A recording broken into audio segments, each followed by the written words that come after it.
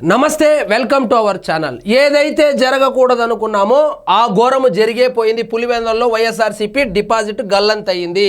పులివెందల్లోనే కాదు, ఒంటిమిట్టలో కూడా వైఎస్ఆర్సీపీ ఓడిపోయింది. పులివెందల్లో వైఎస్ఆర్సీపీకి డిపాజిట్ గల్లంతయింది అని చెప్పడం కన్నా వైఎస్ఆర్ ఫ్యామిలీ పులివెందల మీద పట్టు కోల్పోయింది. వైఎస్ఆర్సీపీ పునాదులు ఏదైతే ఉన్నాయో కడప జిల్లాలో ఆ పునాదులు మొత్తం షేక్ అయిందని చెప్పవచ్చు. ఇది ఇప్పుడు షేక్ అయింది కాదు, ఎప్పుడో షేక్ అయింది. కానీ వీళ్లకు తెలియడానికి ఇన్ని రోజులు పట్టింది. ఎప్పుడైతే వివేకానంద రెడ్డి ఎమ్మెల్సీగా ఓడిపోయాడో ఆ రోజే కొంతవరకు జగన్మోహన్ రెడ్డి కడప జిల్లా మీద పట్టు కోల్పోయాడు. కానీ ఆ ఓటమి నుంచి ఏమీ నేర్చుకోకుండా గుడ్డెద్దుపై సేలో పడినట్లు అలాగే ఎన్నికలు పోయాడు. ఆ ఫ్యాన్ గాల్లో 151 వచ్చే లోపల ఆ హ్యాంగ్ ఓవర్లో ఉండిపోయాడు. ఆ హ్యాంగ్ ఓవర్లో జరిగినటువంటి ఎన్నికలు ఏదైతే ఉందో, గ్రాడ్యుయేట్ ఎమ్మెల్సీ ఎన్నికల్లో పులివెందులకు సంబంధించినటువంటి ఎమ్మెల్సీ స్థానం ఓడిపోయినప్పుడు ఆ 151 హ్యాంగ్ ఓవర్ నుంచి బయటకు రాకుండా అందులో ఎందుకు పొరపాట్లు జరిగింది, ఎందుకు ఓడిపోయామని చెప్పి ఆత్మ పరిశీలన చేసుకోకుండా మళ్ళీ ముందుకెళ్ళి సార్వత్రిక ఎన్నికల్లో బొక్కా బోర్లా పడ్డాడు. ఈ సార్వత్రిక ఎన్నికల్లోనే వాస్తవంగా కడప కోటకు బీటలు పడింది. మొత్తం ఉమ్మడి కడప జిల్లాలో ఉన్నటువంటి 10 స్థానాలకు గాను కేవలం 3 స్థానాలు మాత్రమే వైసీపీ గెలుచుకుంది. మిగిలినటువంటి 7 స్థానాలు కూటమి ప్రభుత్వం గెలుచుకుంది. ఒక రైల్వే కోడూరు లాంటి ప్రాంతంలో జనసేన పార్టీకి సంబంధించినటువంటి అభ్యర్థి గెలిచినప్పుడే ఆత్మ పరిశీలన చేసుకోవాల్సింది. కానీ చేసుకోలేదు. చేసుకోకపోగా మా వెనకాల 40% ఓటు బ్యాంక్ ఉంది, కూటమి ప్రభుత్వం విఫలమైంది, వచ్చే ఎన్నికల్లో మేమే గెలుస్తాము, రప్ప నరుకుతాము, రాజారెడ్డి రాజ్యాంగాన్ని మేము అమలు చేస్తామని చెప్పి వాళ్ళు ఓటమి నుంచి పాఠాలు నేర్చుకోకుండా అదే రౌడీయిజం, అదే గూండాయిజం, అదే ఫ్యాక్షనిజం, అదే ధోరణిలో ముందుకెళ్తే ఈ రోజు పులివెందుల్లో జరిగినటువంటి ఉప ఎన్నిక ఏదైతే ఉందో అందులో బొక్కా బోర్లా పడ్డారు. ఇది 11 సీట్లు వచ్చిన దానికన్నా పెద్ద అవమానము. కొన్ని దశాబ్దాలుగా వాళ్ళ కనుసన్నల్లోనూ వాళ్ళ కబంధ హస్తాల్లో ఉన్నటువంటి ఒక ఏరియా ఈ రోజు చేజారిపోయింది. ఈ రోజు పులివెందుల మండలం కావచ్చు, రేపొద్దున వేంపల్లి కావచ్చు, ఎల్లింటికి ఇంకొక మండలం కావచ్చు. సో ఈ విధంగా ఒకసారి కనుక ఒక కుండ ఉందనుకోండి, కుండకు ఒక చోట బొక్క పడిందంటే ఇంకా ఆ కుండకు నువ్వు ఎంత పూసినా కూడా వాటర్ లీక్ అయితేనే ఉంటుంది. కొన్ని రోజులకు మొత్తం కుండ అంతా ఓటకుండగా తయారవుతుంది. అదే పరిస్థితి ఇప్పుడు వైఎస్ఆర్సీపీకి కడప జిల్లాలో ఏర్పడింది. సో వివేకానంద రెడ్డి గారు ఓడిపోయినప్పుడు, లేదా ఎమ్మెల్సీ గ్రాడ్యుయేట్ ఎలక్షన్లలో ఓడిపోయినప్పుడు, లేదా సార్వత్రిక ఎన్నికల్లో కేవలం 3 సీట్లు గెలిచినప్పుడు, లేదా ఆ ఎంపీ సీటుకు కేవలం 60,000 మెజారిటీ వచ్చినప్పుడు, లేదా జగన్మోహన్ రెడ్డి గారికి 30,000 మెజారిటీ తగ్గిపోయినప్పుడు కళ్ళు తెరిచి ఆ హ్యాంగ్ ఓవర్ నుంచి బయటకు వచ్చి వాళ్ళు గనుక దిద్దుబాటు చర్యలు చేసుకొని ఉంటే ఈ రోజు ఇలా తలదించుకునేటువంటి పరిస్థితి వచ్చి ఉండేది కాదు. కానీ వీళ్ళు ఓటమి తర్వాత ఏ క్షణం కూడా వీళ్ళు దాని నుంచి బయటపడాలి, దాన్ని ఎలాగైనా చేసిన తప్పులను సరిదిద్దుకోవాలనేటువంటి ఇంకిత జ్ఞానం కూడా లేకుండా ముందుకెళ్ళాడు. సో ఆయన నేను అన్ని చేసేసాను, నేను బటన్లు నొక్కేశాను, నేను బ్రహ్మాండంగా పరిపాలించేశాను అనేటువంటి హ్యాంగ్ ఓవర్లోనే ఇంకా ఉన్నాడు. ఆ హ్యాంగ్ ఓవర్ నుంచి బయటకు రాకపోతే కష్టం.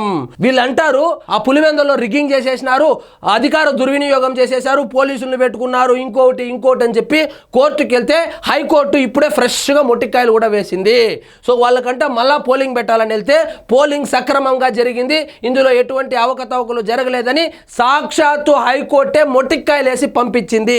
సో ఇప్పటికీ కూడా వీళ్ళు ఈ ఓటమి నుంచి నేర్చుకోవాలనేటువంటి ఒక తపన వీళ్ళలో కనపడడం లేదు. సాక్షాత్తు మాజీ మంత్రి అంబటి రాంబాబు ఎక్కడో పశ్చిమ బెంగాల్లో జరిగినటువంటి రిగ్గింగ్ వీడియోని తీసుకొచ్చి అది పులివెందుల్లో జరిగిందని చెప్పి సోషల్ మీడియా వేదికగా పోస్ట్ చేసి జనాలను గొర్రెలు అనుకున్నాడో ఏమో నాకు అర్థం కావడం లేదు. కానీ దాన్ని ఇప్పుడు సర్క్యులేట్ చేస్తున్నాడు. ఆ వీడియో మీకు చూపిస్తాను చూడండి. ఇక్కడ చూడండి, ఇది వాస్తవంగా పశ్చిమ బెంగాల్ పంచాయతీ ఎలక్షన్లో జరిగినటువంటి రిగ్గింగ్ వీడియో. ఈ వీడియోని తీసుకొచ్చి ఇది పులివెందుల్లో జరిగింది, ఒంటిమిట్టలో జరిగిందని చెప్పి జనాలను నమ్మించేటువంటి ప్రయత్నం చేస్తూ ఉన్నాడు అంబటి రాంబాబు. మనము రాజారెడ్డి కాలంలో లేదు, మనం జగన్మోహన్ రెడ్డి గారి కాలంలో ఉన్నాము. ఇప్పుడు ఇంటర్నెట్ ఉంది, సోషల్ మీడియాలో అందరూ యాక్టివ్గా ఉంటారు. ఇలాంటి కాలంలో కూడా నువ్వు అక్కడెక్కడో పక్క ఊర్లో ఫోటోలు తెచ్చి, పక్క ఊర్లో వీడియోలు తెచ్చి ఈ విధంగా సోషల్ మీడియాలో ప్రాపగండా చేస్తే నమ్ముతారనేది నిజంగా అమాయకత్వమే అవుతుంది. ఇక్కడ చూడండి, ఈ వీడియోని సర్క్యులేట్ చేస్తాను.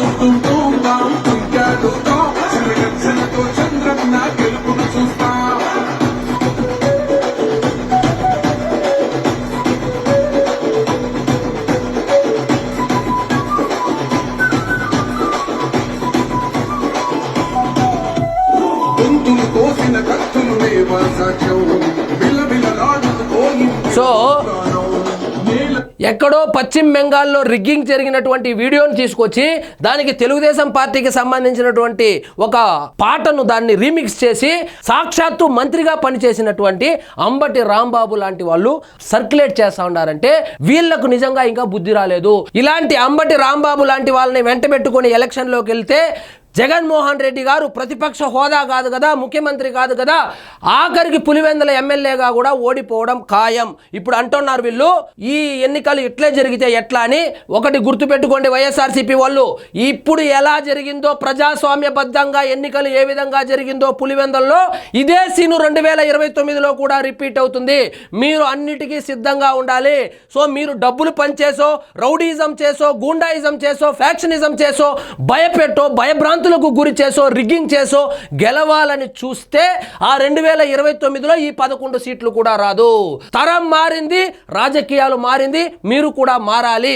ఓటమి నుంచి నేర్చుకోవాలి. కానీ అదే పాత చింతకాయ పచ్చడి స్టంట్లు ఎత్తుకొని వచ్చి అదే ప్లే చేసుకుంటా కాలక్షేపం చేసుకుంటున్నారు.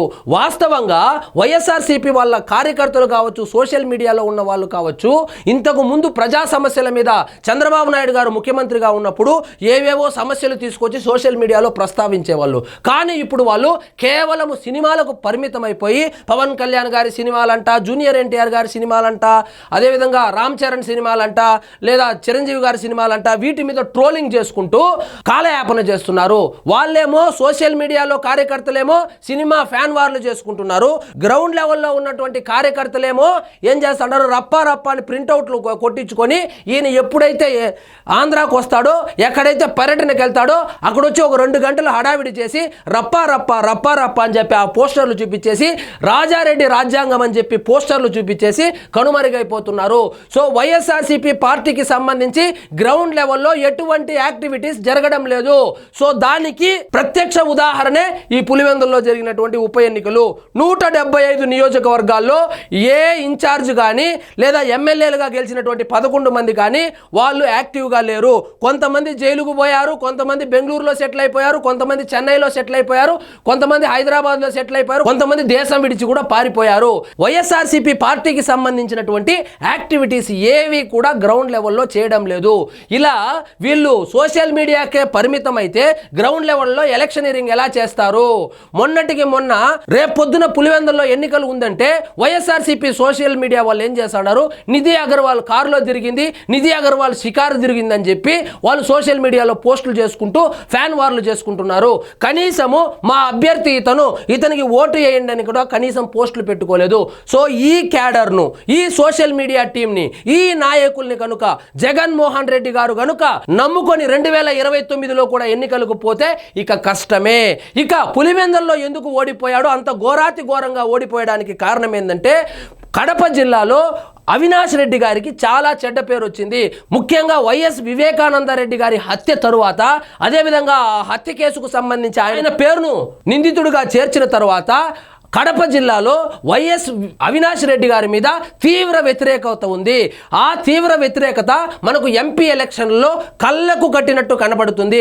ఆయన కేవలం 60,000 ఓట్ల మెజారిటీతోనే గెలిచింది. ఒక ఎంపీ కేవలం 60,000 ఓట్ల మెజారిటీతో గెలిచాడంటే అది చాలా చిన్న నెంబరు. సో ఒక్కొక్క నియోజకవర్గానికి 5,000, 6,000 మెజారిటీ వచ్చినట్లే.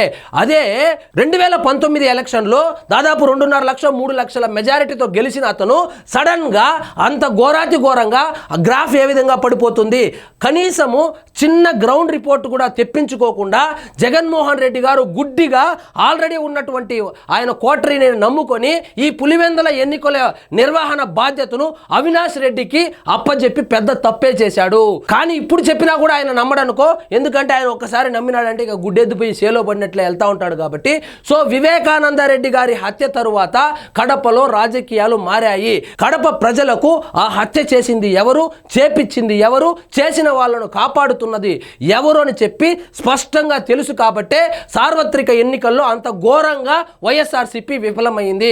అదేవిధంగా కాంట్రాక్టర్లు ఎవరైతే ఉన్నారో, కాంట్రాక్టర్లు చిన్న చిన్న కాంట్రాక్టర్లు, పులివెందులకు సంబంధించినటువంటి కాంట్రాక్టర్లు ఎవరైతే ఉన్నారో వాళ్ళు జగన్మోహన్ రెడ్డి గారిని నమ్ముకొని, అవినాష్ రెడ్డి గారిని నమ్ముకొని వాళ్ళు కాంట్రాక్ట్ వర్కులు చేసుకుంటే చిన్న చిన్న కాంట్రాక్టర్లకు ఎన్నికలకు ముందు బిల్లులు చెల్లించకుండా పెద్దిరెడ్డి మిథున్ రెడ్డికి, పెద్దిరెడ్డి రామచంద్రారెడ్డి లాంటి పెద్ద పెద్ద బడా కాంట్రాక్టర్లకు చెల్లించి వాళ్ళ నోట్లో మట్టి కొట్టారు.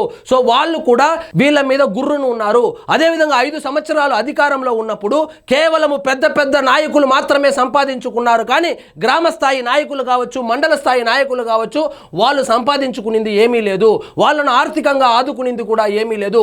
కేవలం ఎమ్మెల్యే స్థాయి వ్యక్తులు, ఎంపీ స్థాయి వ్యక్తులు, మంత్రులు సంపాదించుకున్నారే కానీ మండల స్థాయి నాయకులు కూడా ఏమీ సంపాదించుకోలేదు. అదేవిధంగా ఎన్నికలకు వారం రోజులు 10 రోజుల ముందు ఆ పులివెందుల మండలానికి సంబంధించినటువంటి వైఎస్ఆర్సీపీ నాయకులు ఒక్కొక్కరు వెళ్ళి తెలుగుదేశం పార్టీలో జాయిన్ అవుతా ఉన్నా కూడా కనీసం పట్టించుకోలేదు. జగన్మోహన్ రెడ్డి గారు గుడ్డిగా అక్కడ ఉన్నటువంటి వైఎస్ఆర్సీపీ నాయకులను నమ్మి ఎలక్షనీరింగ్ చేయమంటే వాళ్ళు చేతులు కాళ్ళు అన్ని పైకెత్తేశారు. ఇప్పుడు వచ్చి వాళ్ళు చేతగానితనాన్ని పోలీసుల వల్ల ఓడిపోయాము, అధికారులు వన్ సైడ్ ఆడారు, లేదా తెలుగుదేశం పార్టీ వాళ్ళు దౌర్జన్యం చేశారు, లేదా రిగ్గింగ్ చేశారు, ఇంకోటి చేశారని చిన్న పిల్లలు పరీక్ష తప్పినప్పుడు చెప్పేటువంటి సమాధానాలు చెబుతున్నారు. కారణాలు ఏదేమైనప్పటికీ పులివెందల గ్రౌండ్ షేక్ అయిపోయింది. సో రాజకీయాల్లో ఎవడికి అడ్డాలు గడ్డలు ఉండవు. ప్రజాస్వామ్యబద్ధంగా ఎన్నికలు జరిగితే ఫలితాలు ఇదే విధంగా ఉంటాయి. కాబట్టి ఇప్పటికైనా జగన్మోహన్ రెడ్డి గారు కళ్ళు తెరిచి ఎవరినైతే గుడ్డిగా నమ్ముతున్నాడో వాళ్ళను దూరం పెట్టి ఇక మీదట ఎలా గెలవాలి అని చెప్పి ఆయన ప్రణాళిక రూపొందించుకోకుండా పాడిందే పాడరా పాసిపల్ల దాసిరని అదే రెడ్ బుక్ రాజ్యాంగము, అదే రాజకీయ కుట్ర, పోలీసులు నిన్న ప్రెస్ మీట్ పెట్టి పోలీసులను నోటికి వచ్చినట్లు వాడు వీడు అంటారు. అదే పోలీసులు 2029లో డ్యూటీ చేయబోతున్నారు జగన్మోహన్ రెడ్డి గారు. మీకు ఎవరు సలహాలు సూచనలు చేస్తారో నాకు తెలియదు, కానీ రాచమల్లు చెప్పినట్లు పోలీసు వాళ్ళేమి పోస్ట్ మ్యాన్లేమి అవరు. పోలీసులుగానే ఉంటారు. వాళ్ళు 2029 ఎన్నికల డ్యూటీలో కూడా పాల్గొంటారు. కాబట్టి ఈ ఓటమి ఏదైతే ఉందో దీని నుంచి వాళ్ళు ఓటమికి కారణాలు వెతుక్కొని వాళ్ళు బయటపడకపోతే పులివెందల్లోనే ఈ రిజల్ట్ వస్తే శ్రీకాకుళంలో ఏం రిజల్ట్ రావాలి, గోదావరి జిల్లాల్లో ఏం రిజల్ట్ రావాలి, చిత్తూరులో ఏం రిజల్ట్ రావాలో ఒక్కసారి ఊహించుకోండి. సో వీళ్ళు అనుకుంటున్నట్లు కన్ను మూసుకొని కన్ను తెరిస్తే ఇంకా 3.5 సంవత్సరం అయిపోతుంది, 3.5 సంవత్సరం తర్వాత రాబోయేది మన ప్రభుత్వమే, నేనే ముఖ్యమంత్రి అవుతాననేది కళ్ళబొల్లి కబుర్లు కట్టి పెట్టాలి. సో కూటమి ప్రభుత్వం మీద వీళ్ళు అనుకున్నంత నెగిటివ్గా అయితే జనాల్లో లేదు. అది కూడా తెలుసుకోకుండా కేవలం ఆ సాక్షి పేపర్ మాత్రమే చదువుకుంటూ ఈ అంబటి రాంబాబు లాంటి వాళ్ళని ఆ లేఖి పోస్టులు, ఆ లేఖి వీడియోలు పెట్టుకుంటూ లేదా వైఎస్ఆర్సీపీ సోషల్ మీడియాలో వాళ్ళు చేస్తున్నట్లు ఫ్యాన్ వార్లు చేసుకుంటా ముందుకెళ్తే జగన్మోహన్ రెడ్డి గారి కొంప ఇంకొకసారి కొల్లేరవ్వడం ఖాయం. ఇంకైనా మారితే కనీసం ప్రతిపక్ష హోదా అయినా వస్తుంది. లేదు నేను మారను, ఆల్రెడీ నాకు 40% ఓటు బ్యాంక్ ఉంది, లేదా ఈవీఎంల వల్ల గెలిచిపోతాం. ఏమన్నారు మొన్న? ఈవీఎంల వల్ల గెలిచారు అని చెప్పారు. మరి ఇప్పుడు బ్యాలెట్ పేపర్లోనే కదా పెట్టారు, ఇక్కడ చూపించచ్చు కదా. రోజా వచ్చింది, ఆమె ప్రతాపము ఎడబోయిందో అడ్రస్సే లేదు. బ్యాలెట్ పేపర్లో పెట్టినా, ఈవీఎంలో పెట్టినా, లేదా ఈయన అంటాడు కేంద్ర బలగాలను తీసుకొని వచ్చి పెట్టాలంట. కేంద్ర బలగాలను తీసుకొని వచ్చి ఎన్నికలు నిర్వహిస్తే అప్పుడు గెలిస్తే ఏమంటాడు? నరేంద్ర మోడీకి చంద్రబాబు నాయుడికి హాట్ లింక్ ఉంది, హాట్ లైన్ ఉంది అని చెప్పి మళ్ళీ మంగళవారం కబుర్లు చెప్తాడు. కేంద్ర బలగాలను పెట్టినా, అమెరికా బలగాలను పెట్టినా జగన్మోహన్ రెడ్డి గారే, సాక్షాత్తు జగన్మోహన్ రెడ్డి గారే పులివెందుల్లో జెడ్పీటీసీగా పోటీ చేసి ఉన్నా కూడా ఇదే రిజల్ట్ వచ్చేది. ఎందుకంటే ప్రజలు వైఎస్ఆర్సీపీ మీద విసిగెత్తిపోయారు.